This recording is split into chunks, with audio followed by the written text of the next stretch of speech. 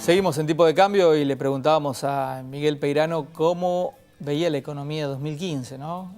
Bueno, con los problemas actuales y con la posibilidad de negociar con los fondos buitres. Digo la posibilidad porque, bueno, vence la famosa cláusula Rufo, esa que no permitía hacerle una oferta diferente a los fondos buitres de la que se les había hecho a todos los otros bonistas que habían entrado a la reestructuración del canje. Bueno, ¿cómo la ve la historia de 2015? Bueno, creo que lo fundamental, Horacio, en el 2015 es generar decisiones y políticas propias que van más allá del arreglo de los fondos buitres. Entonces creo que si Argentina va ordenando decisiones, criterios, va a generar recuperaciones de los niveles de actividad, mejor situación en determinados sectores. Es un año donde las expectativas electorales van a jugar en la economía. Y si existe margen para encontrar un acuerdo con los fondos buitres en términos razonables, va a simplificar la situación del sector externo. Creo que posiblemente el gobierno aspire a tomar endeudamiento para recorrer esos meses con mayor flexibilidad. Y en definitiva, para pensar la economía más allá del 2015, aparece esto que vos señalabas.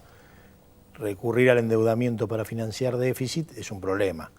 Si el endeudamiento se utiliza para grandes proyectos de infraestructura, de manera razonable y en términos del Producto Bruto, de los flujos de exportaciones, el desendeudamiento relativo se profundiza, es un camino posible y es un instrumento. Con lo cual creo que hay que pensar la economía futura desde los recursos que Argentina tiene. Argentina tiene desórdenes, algunos son macroeconómicos, otros son sectoriales, tiene algunas dificultades sociales evidentes y creo que hay que pensar su resolución desde un marco de expansión de la economía. Hoy el contexto internacional, los recursos que la Argentina tiene en todos sus sectores, permite visualizar un marco de un crecimiento fuerte del país para los próximos años. Independientemente de que el escenario internacional es volátil, es cambiante, uno ve incertidumbres permanentes, pero creo que todavía es muy viable pensar el país hacia futuro en un marco de crecimiento y eso facilita ordenar los temas. ¿Cómo ve, por ejemplo, dentro de las posibilidades que tiene la Argentina, Vaca Muerta, esa especie de Arabia Saudita que tiene la Argentina dentro de su propio país? Mira, es un recurso potencial extraordinariamente importante. Depende de circunstancias como los precios internacionales, factores tecnológicos, y creo que como sucede en muchas etapas de la Argentina, no hay que pensar el futuro económico argentino desde un recurso o desde el simplismo. Bueno, pero siempre se pensó, ¿no? Bueno, pero creo que Argentina tiene un sector industrial enormemente potente, sector agropecuario con distintas cadenas que son centrales, una industria de la construcción enormemente fuerte porque es un país que tiene necesidad habitacional y propensión al ahorro, tiene turismo, tiene proyectos mineros ya encaminados que con reglas más consistentes pueden desarrollarse y en todo caso evidentemente el capítulo energético es importante, de Vaca Muerta y de otros recursos energéticos. Y creo que es un recurso que la Argentina tiene. Si las circunstancias en materia de precios internacionales, tecnológicas, y si lo visualizamos como un instrumento para el desarrollo y no para crear una estructura de economía primaria, simplificando el pensamiento desde un recurso, es un aspecto más y un recurso más que el país tiene de manera significativa. Argentina es un país que hoy en términos internacionales tiene recursos importantes en todos sus sectores. Miguel Galuccio, el presidente de YPF, es un hombre reconocido internacionalmente. Los empresarios acá mismo lo reconocen como uno de los CEOs principales de la Argentina por su gestión. ¿Cómo lo ve Peirano, digamos, a Galuccio? ¿Cómo ve que la gestión de la estatizada YPF? Te voy a separar dos conceptos. Primero, creo que el hecho de que YPF sea una empresa estatal es absolutamente positivo. Me parece que un recurso estratégico como el petróleo, tener una empresa que intervenga en el mercado, que sea un jugador más activo en el mercado, en ese sentido me parece que es muy favorable. En segundo lugar, yo creo que es muy difícil que una empresa pueda resolver los problemas y las incertidumbres macroeconómicas. Y fíjate que el caso del acuerdo con Chevron es una señal o un síntoma de eso.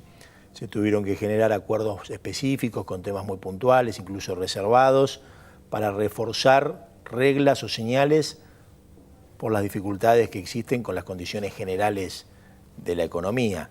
Con lo cual yo creo que una gestión para evaluarla y para darle dimensión tiene que estar inserta sobre todo en empresas con tanta necesidad de capital intensivo y con tanta necesidad de vincular con capitales internacionales y decisiones de largo plazo en una política económica más ordenada. Por eso sería injusto evaluar los resultados no logrados o darle una dimensión específica aislado del contexto general. Pero no, usted está en otro espacio, ahora no en el kirchnerismo, sino en el Frente Renovador, precisamente, quizá el principal adversario del kirchnerismo en las elecciones de 2015. El otro adversario importante tal vez es Mauricio Macri. En el mismo Frente Renovador hay varios economistas. ¿Cómo se lleva con todo? Está Redrado por un lado, Ricardo Delgado, Roberto Labaña. Es más, muchos, junto con usted, integraron el gobierno kirchnerista.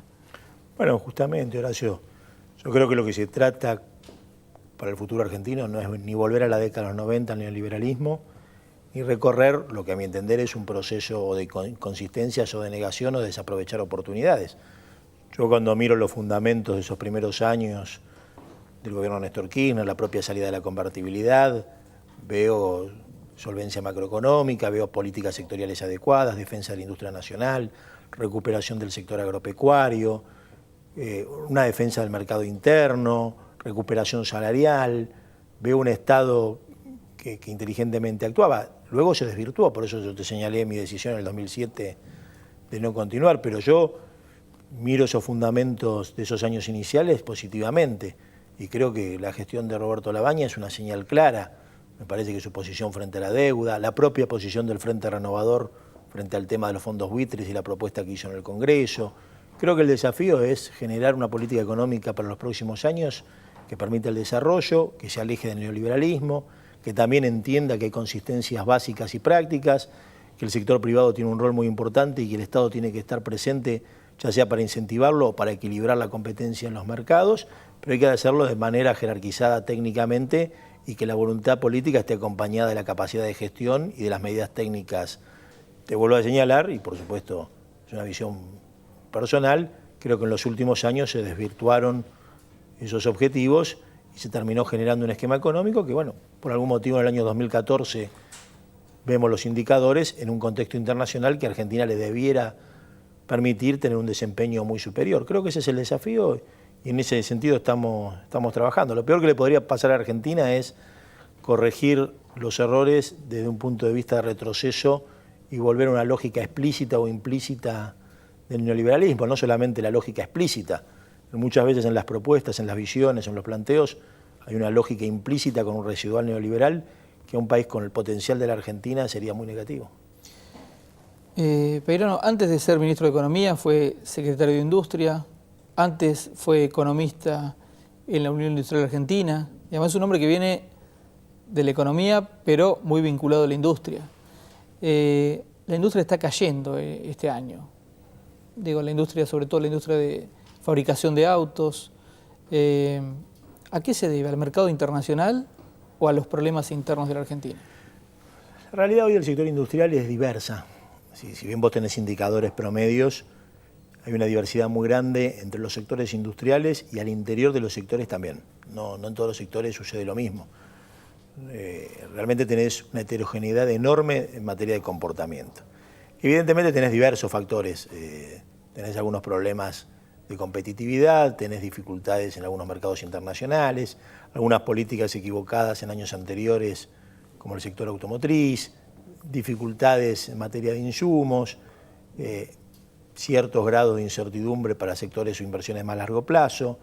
De todos modos, como aspecto positivo, Horacio, creo que el sector industrial tiene enormes perspectivas, tiene todavía las empresas solidez patrimonial, todos los sectores tienen proyectos y las empresas todavía están en condiciones financieras y patrimoniales que frente a reglas más ordenadas, más criteriosas, tienen capacidad de recuperación. Estamos muy lejos de situaciones o crisis como la industria ha tenido en las décadas 90. Lo que sí es desaprovechar una oportunidad si no adoptamos medidas que impliquen un mejor escenario económico para los industriales.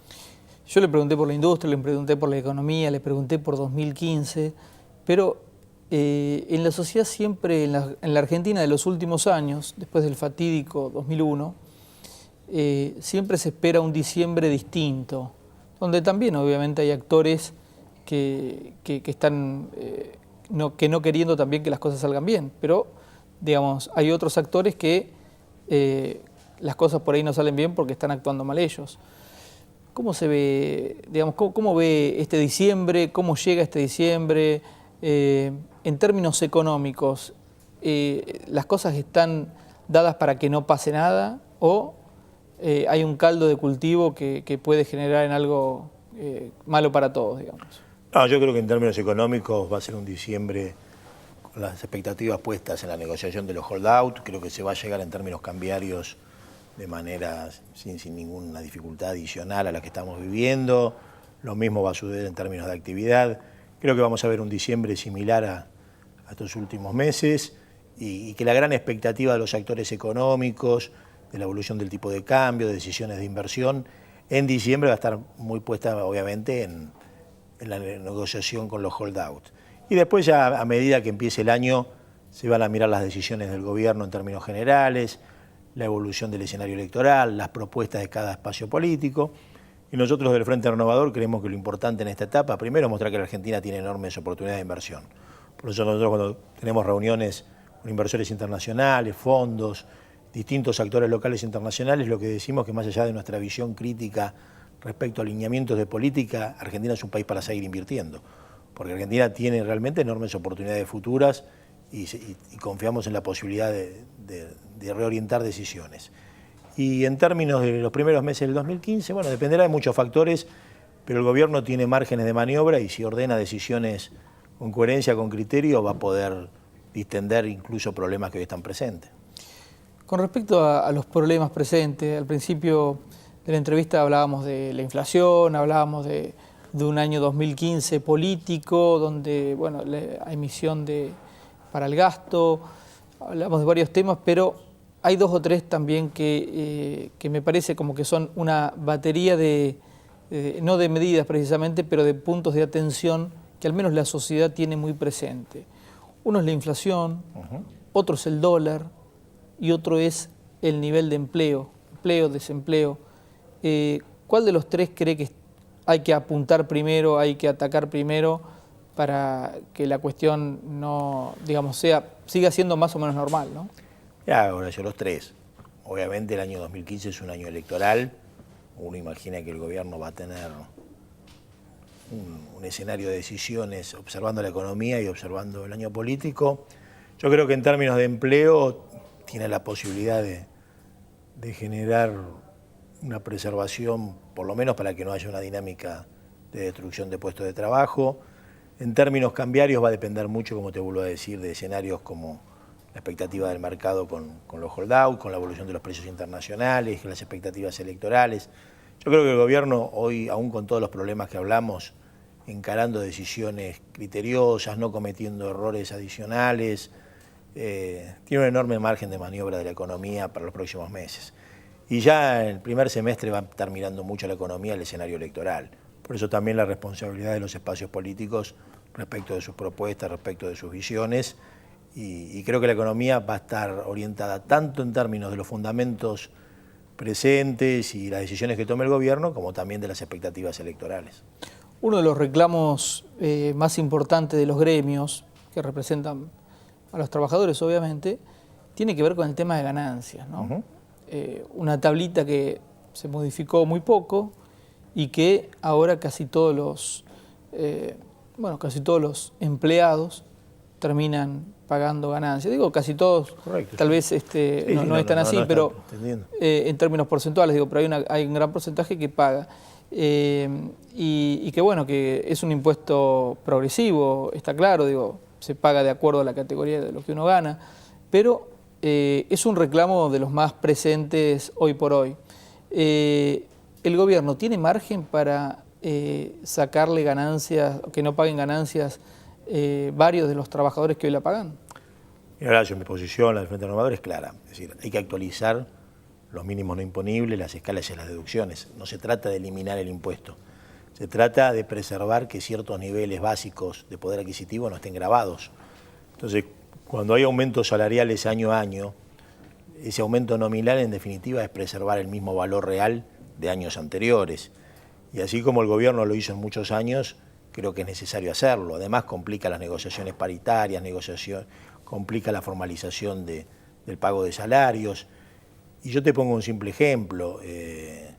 Argentina tiene necesidad y posibilidad de gravar la renta financiera, incluso de rentas extremadamente especulativas, de operaciones de cortísimo plazo. Entonces uno puede imaginar gravar la renta financiera dejando exentas nuevas obligaciones negociables, colocaciones de empresas como YPF, endeudamientos nuevos.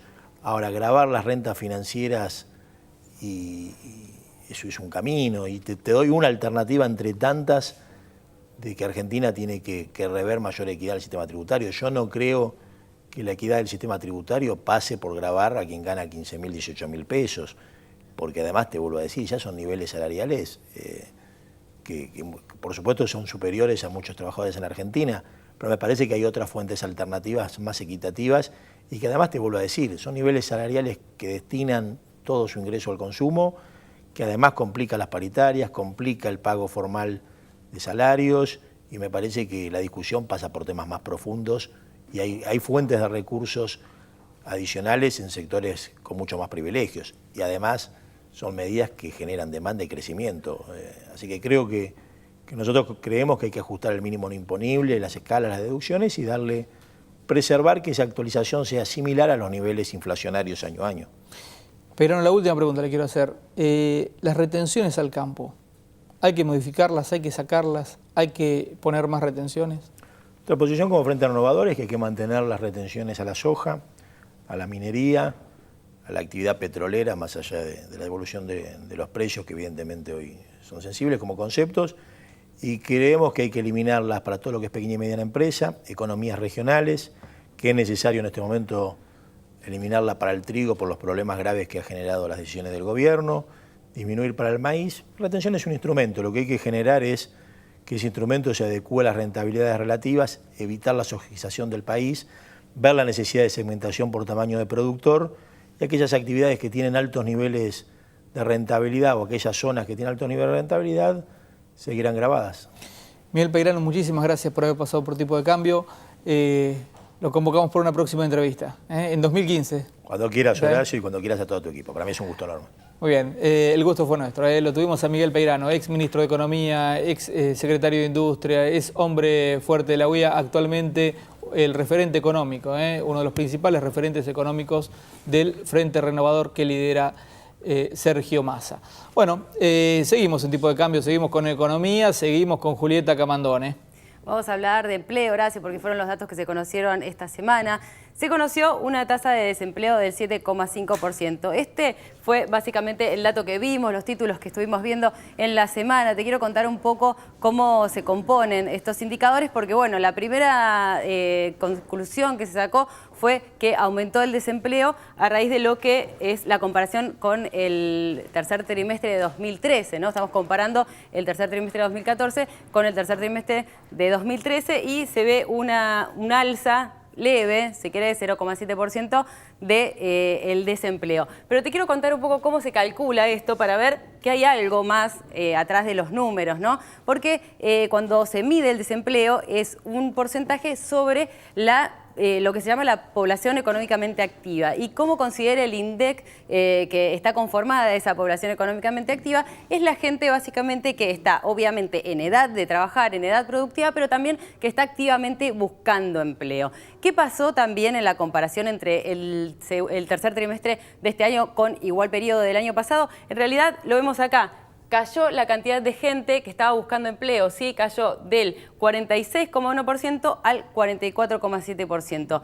Tanto número que implica, quiere decir que en realidad el impacto de la cantidad de gente que dejó de trabajar entre un año y el otro es un poco mayor a ese 7,5% que estamos viendo, ¿sí? La situación es algo que suele darse en periodos de crisis, y algo hablabas recién con Miguel Peirano, la situación que hay en la industria, que es dispar, pero sí está generando que haya por lo menos menos expectativa de crear empleo. Y eso es un poco lo que estamos viendo que impacta. Si lo viéramos en números reales, para que quede un poco más claro, Entre un periodo y otro hubo 230.000 personas menos buscando trabajo, esto que te decía, la población económicamente activa, y hubo 295.000 personas menos empleadas. Esto en los conglomerados que releva el INDEC. Si lo llevamos a nivel país, estos números totales son mayores, pero te los cuento a los fines de ver cuál sería la comparación. Si se hubiese mantenido la cantidad de gente que estaba buscando empleo el año pasado, en realidad la cantidad de gente que estaría empleada menos, en vez de 295.000 personas, serían 400.000 personas. Esto tendría un impacto mayor en la consecuencia o en el indicador del desempleo. Así que hay que tener cuidado cuando estamos dando estos datos y hay que pensar en el global, digamos, en los datos globales y poder compararlos. Si lo comparamos, entonces el impacto del desempleo es algo mayor de lo que estamos viendo. Muy bien, Julieta, muchísimas gracias. Nos vamos con Ernesto Dida rapidísimo. Ernesto, ¿qué tenés para decirnos ahora? Bueno, una cuestión importante que es que el dólar esta semana volvió a bajar de manera muy rápida, en el sentido muy fuerte, más que decirlo muy rápido, y el contado con liquidación está por debajo de los 12 pesos. Esto es importante por dos razones. Se aumenta rápidamente la convergencia, como ya lo hemos dicho en muchas emisiones anteriores, los dólares están volviendo a converger cercanos, el dólar blue, el oficial, el contado con liqui, el dólar bolsa, el dólar tarjeta, el dólar ahorro, etcétera, cercanos a los 12 pesos, y eso es una forma de que este verano haya una menor presión cambiaria y una mayor tranquilidad para empezar el 2015 con una situación económica mucho más sosegada en términos de presión cambiaria y de tranquilidad financiera. Ah, mira vos, esa era la historia. Bueno, ¿y cómo le fue a los bonos entonces? Bueno, a los bonos le fue muy bien, en el año le ha ido muy bien, a pesar de que están desacoplados en términos de lo que podríamos llamar del mercado local y el mercado extranjero. En la realidad el default todavía no se notó. Los bonos siguen cotizando por encima de $66, algunos 62 o los 66, y la realidad indica que el mercado no cree que haya un default real. Cabe destacar que este mes se cumplen los primeros 3 meses de que la Argentina está en default selectivo. Y como dije recién, los bonos no han caído a grandes precios. En el mercado siempre se dice que un bono en default cuesta 30 centavos de dólar. Los bonos argentinos cuestan arriba de 60 centavos de dólar. Lo que quiere decir que, de alguna manera, el mercado está muy seguro de que en los próximos 3 meses vamos a llegar a alguna clase de arreglos con los holdouts y el mercado financiero argentino y los títulos públicos argentinos podrían pegar algún rebote importante. Muy bien, Ernesto Díaz, muchísimas gracias. Con esto nos tenemos que ir, Nos tenemos que ir. Saludo a la gente de Salto, mi pueblo, y también saludo a todos los hinchas de Chacarita. Obviamente me saludo a mí mismo porque logramos el ascenso, pero vamos a hablar de economía, pero en el próximo programa. Gracias por estar ahí. Chau, chau.